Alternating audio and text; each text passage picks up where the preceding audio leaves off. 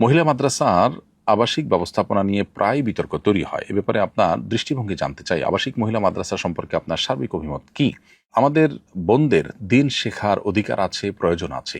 বিশেষ করে মায়েরা তারা আগামীর প্রজন্মকে গড়ে তোলেন এবং আমাদের শিশুদের সবচেয়ে বড় এবং প্রথম শিক্ষক হলেন মায়েরা। অতএব তাদের মধ্যে দিনী চেতনা জাগ্রত করবার জন্য নানামুখী দাওয়াতি আয়োজন আমাদের নিতে হবে, দাওয়াতি উদ্যোগ আমাদের নিতে হবে।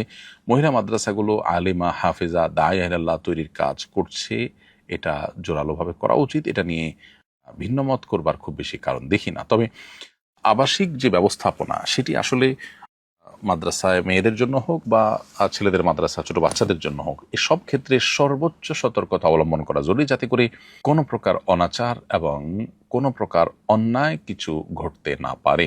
সেটি যদি যথাযথভাবে সম্পাদন করা না যায়, বরং সেটা যদি অনাচারের আপনার পরিমাণ বাড়তে থাকে, তাহলে সেক্ষেত্রে সেটা তো জায়েজ হবে না।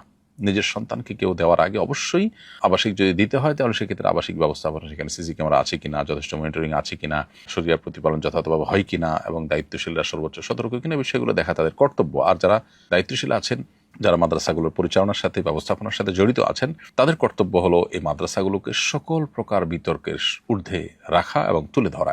এগুলো যদি করা যায় তাহলে এটা অবশ্যই প্রশংসনীয়। আর যদি সেগুলো তারা যথাযথভাবে করতে না পারেন, তাহলে তো ভালো কাজ করতে গিয়ে তারা বরং গুনাহের কাজে লিপ্ত হওয়ার আশঙ্কাও